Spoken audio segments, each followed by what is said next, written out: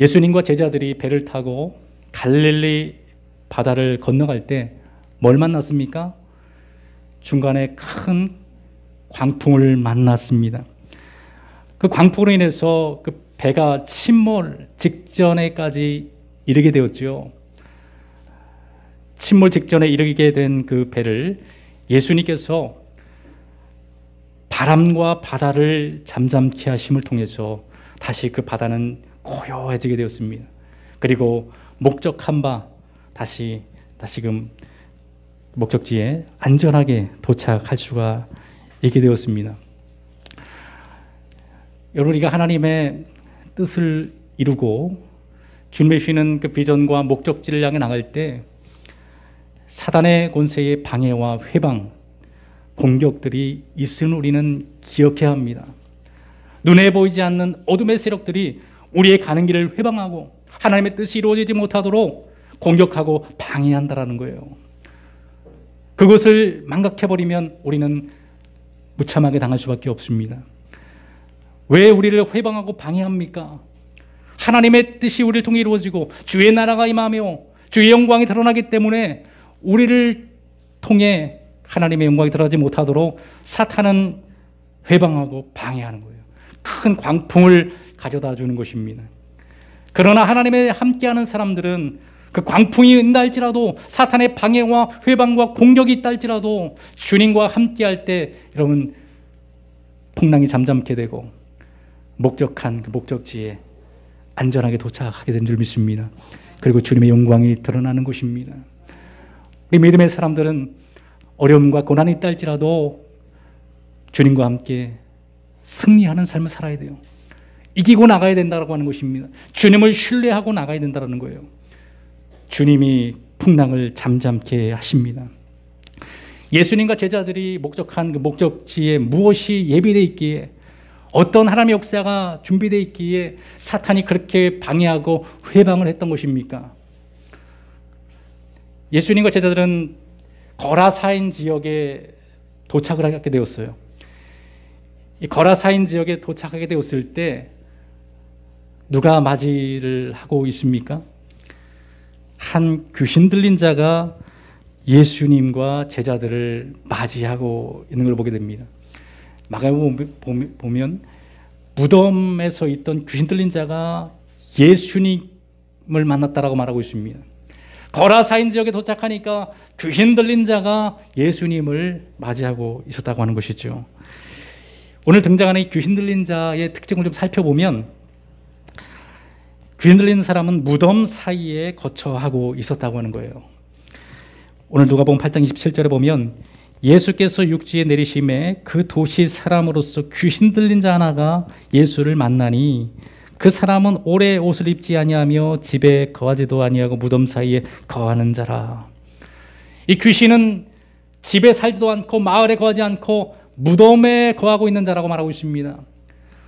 무덤은 우리나라의 무덤과 좀 다르게 동굴 안에다 이렇게 시체를 안치를 하게 되는데, 그러니까 자연 동굴 아니면 인공적인 동굴에 장례를 치릅니다. 근데 그 동굴은 피난처로 사용되어지기도 했다라는 거예요. 그러니까 이 귀신 들린 자는 집에 거하지 않고 마을에서 떨어진 무덤에서 거하고 있었다고 하는 것입니다. 분리되으셨다고 하는 거죠. 그리고 옷을 입지 않았다고 말하고 있습니다. 옷을 입지 않았다고 하는 것은 아주 비인격적으로 야만적인 삶을 살았다는 거예요. 그러니까 그 삶이 얼마나 비참했겠습니까? 귀신 들린 자의 삶은 비참한 거예요. 옷을 입지 않고 사람과 격리가 되고 무덤에서 도피하는 삶을 살 수밖에 없는 것입니다. 우리 주변에서도 귀신 들린 사람들을 보면은 사람들이 멀리하죠. 가까이 하지 않습니다. 사람 취급을 하지 않죠. 거의 짐승과 같은 삶을 살아갈 수밖에 없는 것인데 그 삶은 비참한 것입니다. 두 번째로 귀신 들린 사람은 워낙에 힘이 세가지고 제어할 사람이 없었다는 거예요. 귀신이 얼마나 여러분 힘이 센지 아세요? 귀신이 우리를 제압하면 우리는 넘어갈 수밖에 없습니다. 이겨낼 수가 없다는 거예요. 마가복음 5장 3절에 보면 그 사람은 무덤 사이에 거처하는데 이제는 아무도 그를 쇠사슬로 맬 수 없게 되었으니. 그러니까 사람들이 그 사람을 쇠사슬로 묶어 놓는데 워낙에 힘이 세니까 그걸 금방 끊어버리는 거예요, 쇠사슬을. 그러니까 사람들이 도저히 제압이 안 된다고 하는 것입니다. 더군다나 이 사람은 귀신이 한 명이 들린 게 아니라 많은 귀신이 들렸다고 말하고 있습니다.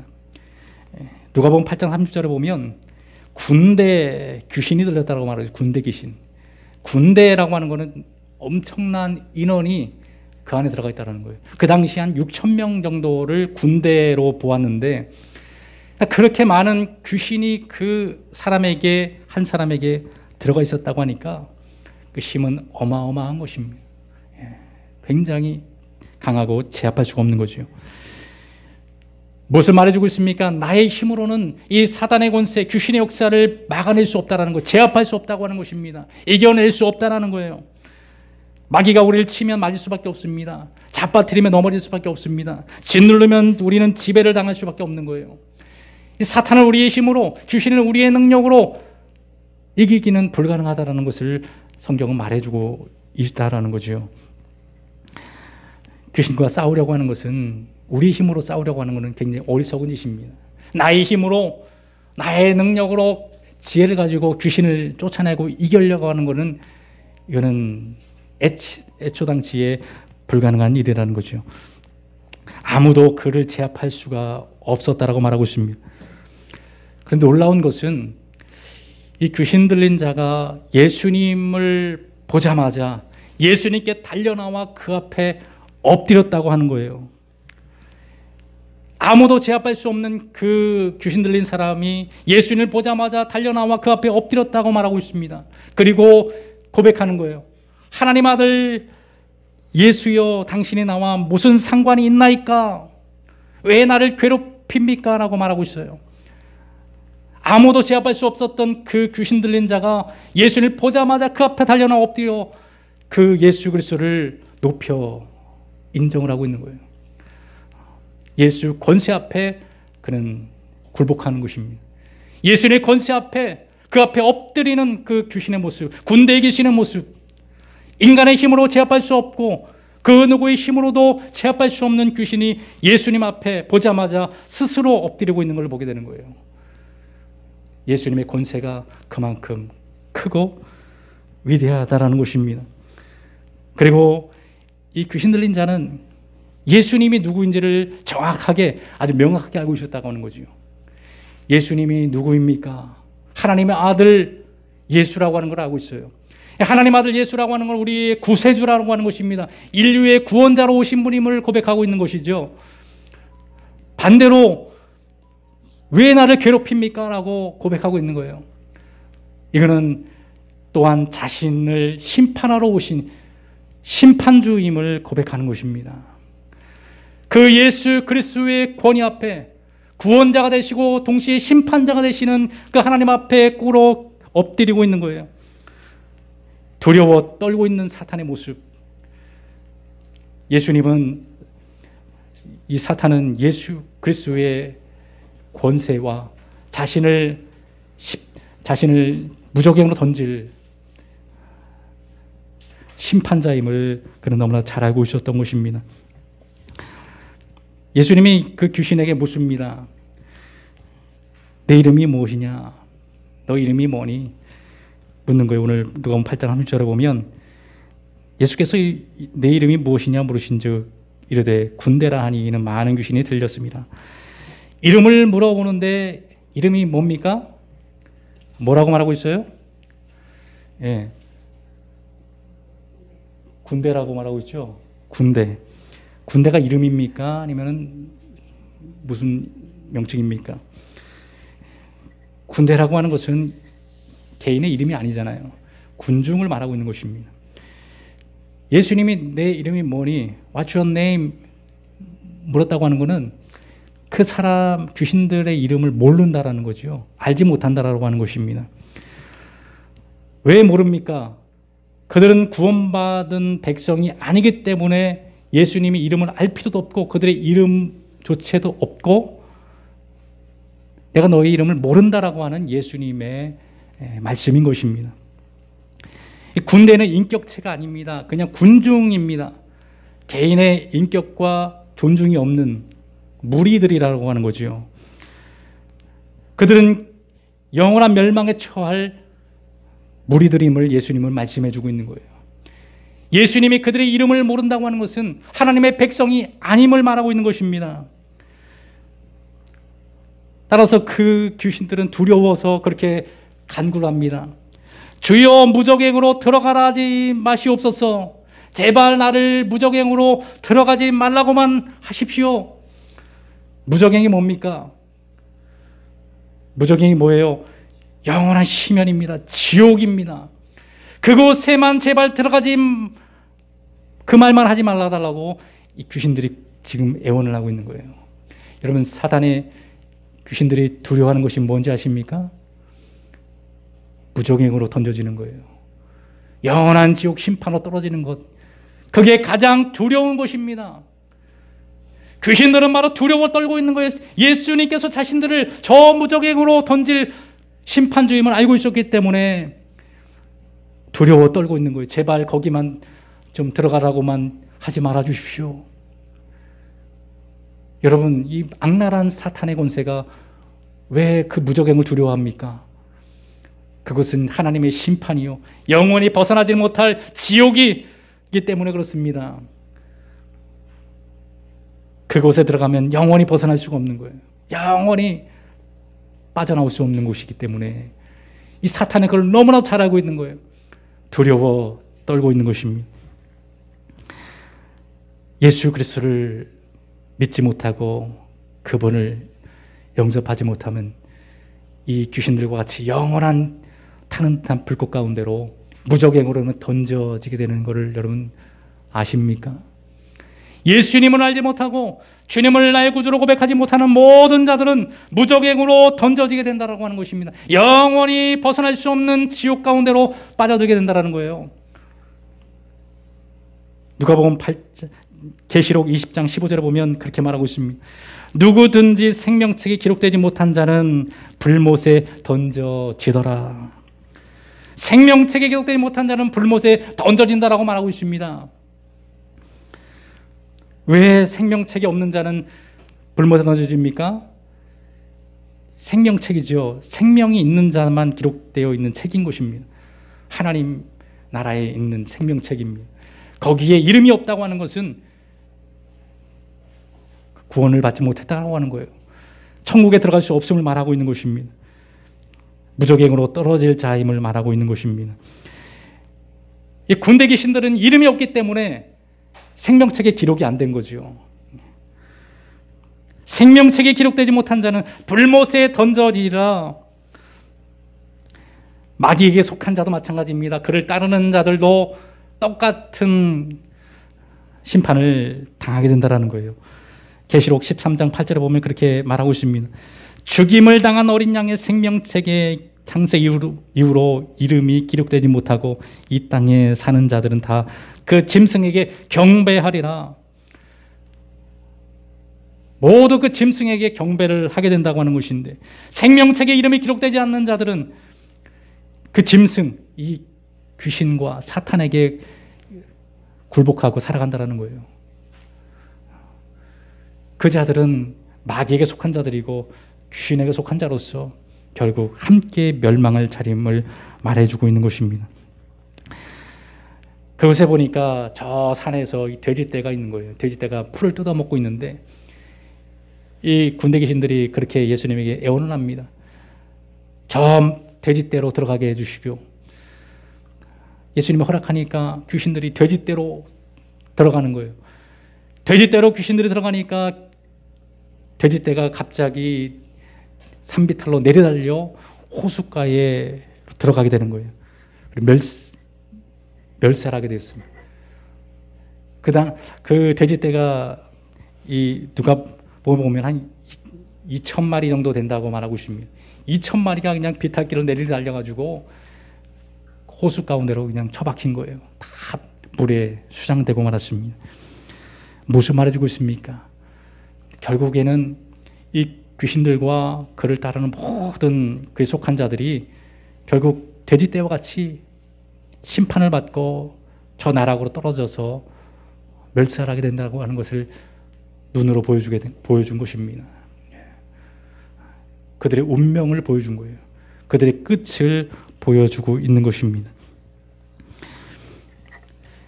결국 그에게 속한 모든 자들은 멸망으로 치달을 수밖에 없다고 하는 것을 다시 한번 인식시켜주고 있는 것입니다. 그러나 여러분, 예수님은 구원받은 자신들의 백성의 이름을 알고 계십니다. 그들을 알고 있고 그들의 이름을 불러주신다고 하는 거예요.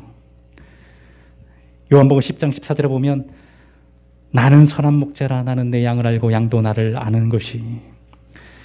예수님이 구원받은 자들의 이름을 알고 있다고 하는 것입니다. 우리의 이름을 알고 있다는 거예요. 예수님이 나의 이름을 물어보지 않습니다. 왜? 알고 있기 때문에. 부활하신 예수님이 베드로에게 찾아가서 묻습니다.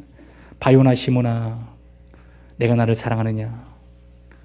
바요나 시몬아, 내가 나를 사랑하느냐? 베드로는 고백합니다. 주님이 아십니다. 주님이 아신다라는 거예요. 주님이 베드로의 이름을 부르고 있습니다. 주님이 나의 이름을 알고 나의 이름을 불러주신다라는 거예요. 세상이 나를 모른다 할지라도, 그 어떤 유명인이, 대통령이 나의 이름을 모른다 할지라도 주님이 나의 이름을 알고 있다고 하는 것입니다. 나의 이름을 불러주신다라는 거예요. 이 얼마나 놀라운 은혜고 놀라운 기쁨이고 축복입니까? 이 설교를 준비하는 가운데 주님이 나의 이름을 아신다고 하는 그 말씀을 해주시는 거죠. 설교 준비하다 말고 한참 동안 그 자리에서 펑펑 눈물을 흘릴 수밖에 없었습니다. 세상이 나를 모른다 할지라도, 그 누가 나를 모른다 할지라도 주님이 내 이름을 아신다라는 거예요.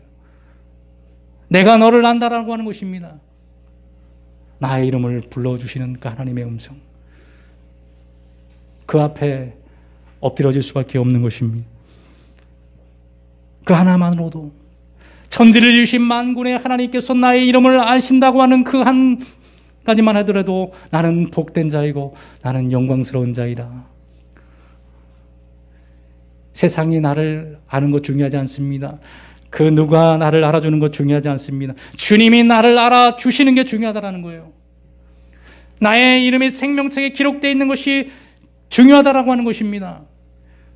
주님이 나중에 나를 모르신다라고 말할 때, 내가 너의 이름을 모른다, 하나님 앞에 우리가 섰을 때 주님이 나를 시인하지 않고 나의 이름을 불러주지 않으면, 내 이름이 생명책에 기록되지 않으면 그것처럼 비참하고 저주스러운 삶이 어디 있습니까?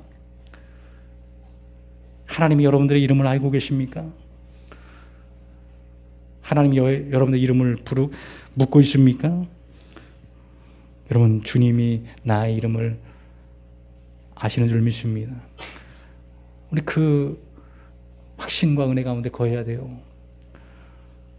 세상 가운데서 우리가 유명해지고 세상이 나를 알아주는 것은 허황된 것입니다. 하나님이 나의 이름을 모르고 세상이 나를 알아주는 것, 그거는 중요한 것이 아니라는 거죠. 계시록 3장 5절에 보면 그렇게 말하고 있습니다. 이기는 자는 이와 같이 흰 옷을 입을 것이요, 내가 그 이름을 생명책에 결코 지우지 아니하고 그 이름을 내 아버지 앞과 그의 천사들 앞에서 시인하리라. 여러분, 우리는 나중에 하나님 앞에 서게 될 것입니다. 심판대 앞에, 백보좌 앞에 서게 될 때 예수님이 나의 이름을 시인하여 주신다라. 아버지와 천사들 앞에 나의 이름을 시인하여 주신다라는 거예요. 내가 저의 이름을 압니다. 내가 저의 이름을 잘 알고 있습니다. 예수님이 하나님과 천사들 앞에 나의 이름을 시인하여 주신다라는 거예요. 얼마나 복되고 영광스러운 순간입니까? 그러나 주님이 내가 백보자 심판대 앞에 섰을 때 주님이 나의 이름을 모른다, 나는 저 사람 모릅니다, 저 이름을 도저히 알 수 없습니다 라고 말할 때 얼마나 비참한 순간입니까? 대통령을 지내고 또 재벌을 삶을 산다 할지라도 그 심판대 앞에서 주님이 그 이름을 불러주지 않으면 그 이름은 하루아침 무적행으로 떨어지는 거예요. 영원한 벗어날 수 없는 곳으로 떨어지게 되는 것입니다. 무서운 것입니다. 귀신은 그래서 예수님을 너무나 잘 알고 있었어요. 예수님 앞에 엎드려 두려워 떨고 있잖아요. 제발 나를 무적행으로 들어가라고만 하지 마십시오. 사탄은 너무나도 잘 알고 있었기 때문에 두려워 떨고 있는 것입니다. 그런데 우리 인간이 하나님을 모르니까, 무지하기 때문에 주님을 두려워하지 않는다는 거예요. 주님의 심판에 대해서 두려워하지 않는 겁니다. 주님을 모르니까 두려워할 수 없는 거죠. 그래서 이사야는 그렇게 말합니다. 소는 그 임자를 알고 나귀는 그 주인을 구유를 알건만은 이스라엘은 알지 못하고 나의 백성은 깨닫지 못하는도다. 하나님의 백성들이 주님을 두려워하지 않습니다. 이 시대는 회개하지 않는 시대고, 주님을 두려워하지 않는 시대고, 주님 앞에 죄를 짓고 주님 앞에 주님을 온전히 경배하지 못한 삶을 산다 할지라도 주님을 전혀 두려워하지 않아요. 하나님의 심판에 대해서 두려움이 없습니다. 하나님을 모르기 때문에 그런 거죠. 하나님을 알면 그분의 위엄과 영광 앞에 우리는 엎드려지고 그분을 두려워할 수밖에 없는 것입니다. 하나님의 긍휼을 구할 수밖에 없는 것입니다. 하나님 나를 불쌍히 여기시고 나에게 긍휼을 베풀어 달라고 기도를 할 수밖에 없는 거지요. 여러분, 우리는 하나님 앞에 설 날을 바라보고 두려워해야 합니다. 준비해야 된다고 하는 것이에요. 사단이 인간의 힘으로는 이 사탄의 권세를 제압할 수가 없다는 것입니다. 사탄을 우리가 이길 수가 없는 것입니다.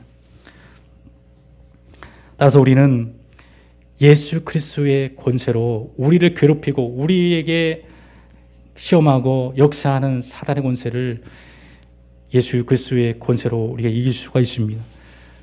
오직 예수님의 이름 앞에 그가 무릎 꿇고 엎드린 것처럼 예수의 권세를 힘입어서 나아갈 때 귀신의 역사가 두려워 떨게 됩니다. 사단의 권세가 엎드려지게 되는 거예요. 떠나가는 역사가 일어나게 된다고 하는 것입니다. 마귀에게 지배당하는 삶, 귀신에게 조종당하는 삶은 얼마나 비참한 삶입니까? 이 귀신 들린 자의 삶이 얼마나 비참합니까? 누가 그렇게 만들었습니까? 하나님의 창조의 거룩한 하나님의 형상을 누가 그렇게 비참하게 만들었습니까? 사탄의 권세요. 귀신의 역사입니다. 귀신이 그 인생을 그렇게 비참하게 만들어버린 것입니다. 우리는 예수 권세의 이름으로 우리 다시금 사탄의 권세를 물리치고 예수님 앞에 그 사탄의 권세가 엎드려 떠나갈 수 있도록 우리는 예수님을 힘입어야 합니다. 그럴 때 우리의 삶이 회복이 되고 정상적으로 일어나게 되는 거예요. 질서가 회복되는 것입니다. 무질서한 삶에서 질서 있는 삶으로, 혼란스러운 삶에서 정상적인 모습으로 회복이 일어나는 것입니다. 주님을 만나고 주님의 권세를 힘입어 귀신이 떠나가고 사단의 권세가 떠나가게 되면 정신이 온전해지고 또 무질서한 우리의 삶이 질서 있게 만들어지는 거예요. 마음에 혼란한 것들이 아주 차분하게 되는 거예요. 고요한 마음이 되는 겁니다. 많은 사람들이 무질서한 마음 속에서 혼란스러운 삶을 살아가고 있어요. 질서가 없습니다.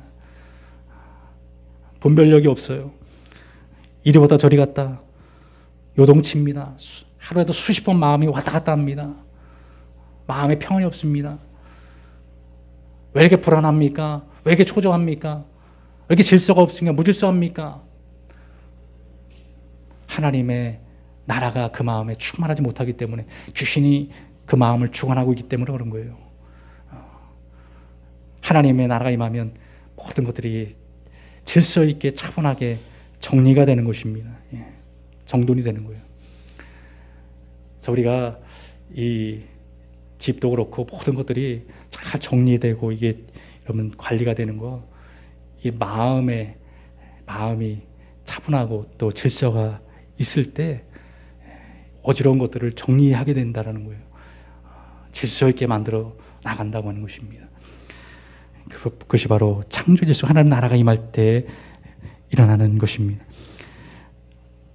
예수의 권세가 임하면, 하나님 나라가 임하면 이 풍랑이 잠잠게 되고 비정상적인 모든 삶이 정상적으로 회복이 될 수 있습니다. 우리의 삶이 회복이 일어나요. 하나님 우리를 위해서 예비하고 있습니다. 회복을 준비하고 있어요.